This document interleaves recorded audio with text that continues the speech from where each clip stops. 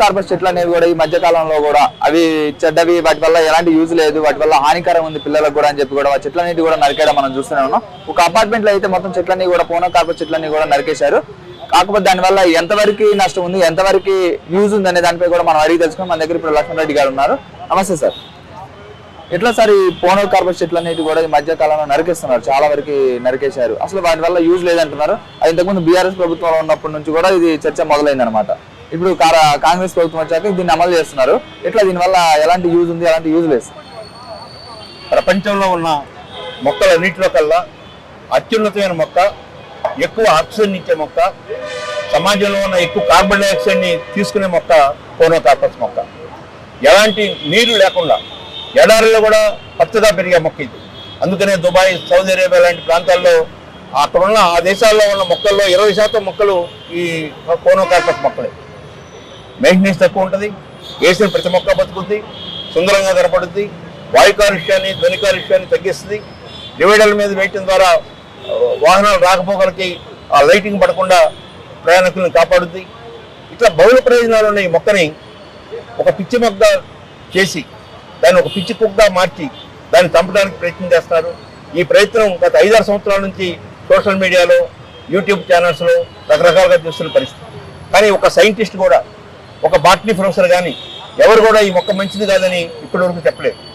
కానీ ఈ ఈ విష ప్రచారంతో ప్రభుత్వాలు కూడా నమ్మే పరిస్థితికి తీసుకొచ్చారు. ప్రభుత్వం చేయాల్సింది శాస్త్రీయ పరిశోధన. ఒక అనుమానం వచ్చినప్పుడు ఒక కమిటీ వేసి అందులో సైంటిస్టులు, బాటనీ ప్రొఫెసర్స్, మెడికల్ ప్రొఫెసర్స్ ఇట్లాంటి వాళ్ళందరితో ఒక కమిటీ వేసి ఆ కమిటీ ఇచ్చిన రిపోర్ట్ని ఆధారం చేసుకొని ఒక నిర్ణయం తీసుకోవాలి. కానీ దానికి భిన్నంగా అటు ఆంధ్రలోనూ ఇటు తెలంగాణలో రాజకీయ నేతలు ఆ ప్రయత్నం చేయకుండా ఆ మొక్కలు నరికించే కార్యక్రమంలో ముందుంటున్నారు. ఇక్కడ తెలంగాణలో శాసనసభ స్పీకర్ గడ్డం ప్రసాద్ గారు స్పీకర్ స్థానంలో ఉండి, ఆ చైర్లో ఉండి ఈ మొక్క ఒక పిట్టను కూడా వాడదని, ఈ మొక్క ఆక్సిజన్ పీల్చుకొని కార్బన్ డైఆక్సైడ్ ఇస్తుందని ఒక అసత్యాన్ని ఆ పెద్ద వ్యక్తి, ఆ గొప్ప వ్యక్తి, ఉన్నత స్థానంలో ఉన్న వ్యక్తి చెప్పడం ద్వారా ఈ ప్రచారానికి మరింత ఊతమిచ్చింది. అసలు ఈ నెగిటివిటీ అనేది స్ప్రెడ్ కావడానికి గల కారణం ఏంటి? అసలు ఎవరు స్ప్రెడ్ చేశారనుకుంటున్నారు? నాకున్న అనుమానం ఏంటంటే ఈ మొక్కల మాఫియా అనేది చాలా పెద్ద మాఫియా.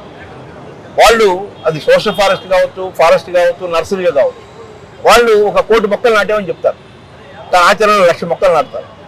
ఆ మొక్క నాటేటప్పుడు దీనికి నీళ్లు పోసేది ఎవరు, దీనికి ట్రీ గార్డ్ ఉందా లేదా, ఇది బతుకుద్దా లేదా, దీని భవిష్యత్తులో దీన్ని ఎవరు నిర్వహిస్తారు, ఏమి ఆలోచించకుండా నాటేస్తారు.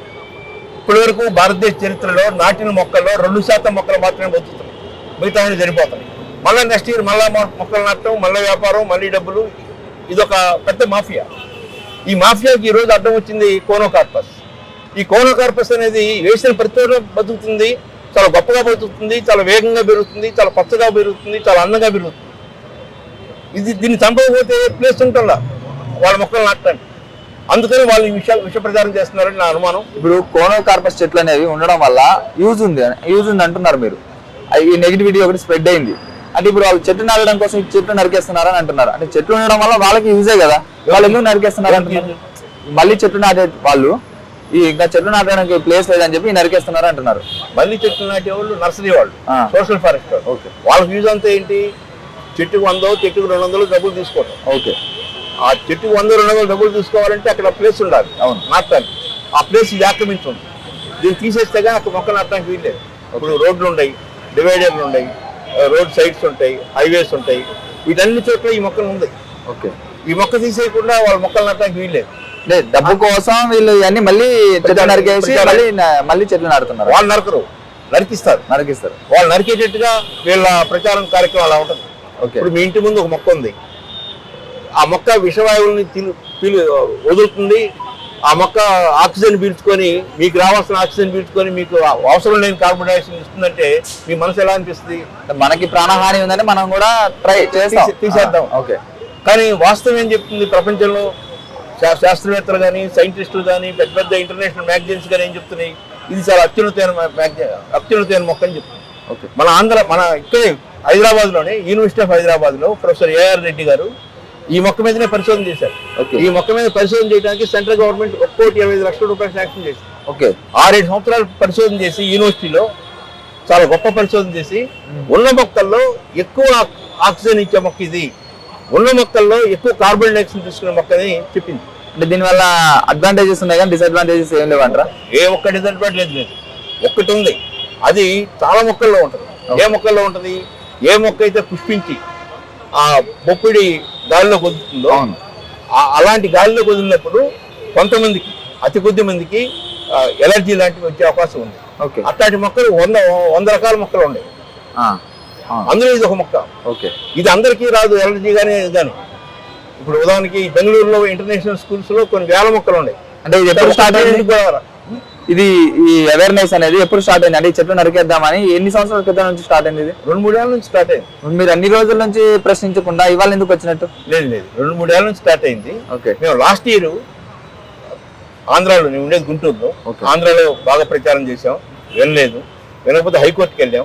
నేనే వెళ్ళాను హైకోర్టుకి, బిల్ వేసాను. హైకోర్టు అడ్మిట్ అయింది. హైకోర్టు అందరికి నోటీసులు ఇచ్చింది, ఫారెస్ట్ డిపార్ట్మెంట్కి, కన్సర్న్ మినిస్టర్స్కి అందరికి నోటీస్ ఇచ్చిన తర్వాత అక్కడ ఆగిపోయింది.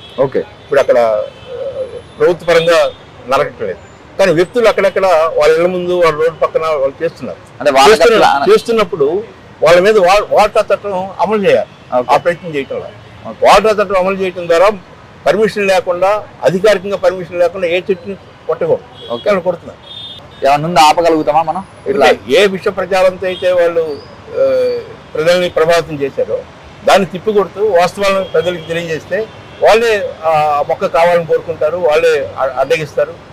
అప్పటికీ ప్రభుత్వం వినకుండా ముందుకెళ్తే సుప్రీంకోర్టుకి వెళ్ళి కేసు వేసి సుప్రీంకోర్టులో ఒక విషయం ఏంటంటే, ప్రజలు అనే వాళ్ళు నాయకులు చెప్తే వింటారు. నాయకులే ఈ చెట్టు మంచిది కాదు అని చెప్తుంటే వాళ్ళు ఎందుకు, అంటే అంత స్థాయిలో ఉన్న వాళ్ళు ఈ చెట్టు మంచిది కాదు అని చెప్తే ప్రజలు ఏం చేస్తారు? ఆ చెట్టుని తీయాలనే చూస్తారు కదా. ఇప్పుడు నాయకులలో లేనిది ప్రజలలో ఎట్లా వస్తుంది? అంటే నాయకుల మీద కూడా ఒత్తిడి తీసుకురావాలి, నాయకుల మీద కూడా అవగాహన కలిగించాలి. వాళ్ళకు కూడా ఈ సైంటిస్టులు చెప్పే విషయాలు వాళ్ళ ముందు కూడా తీసుకురావాలి. వాళ్ళకి నచ్చ చెప్తే వింటారు. వినకపోతే తప్పనిసరిగా సుప్రీంకోర్టు ఇటీవల ఒక తీర్పు ఇచ్చింది.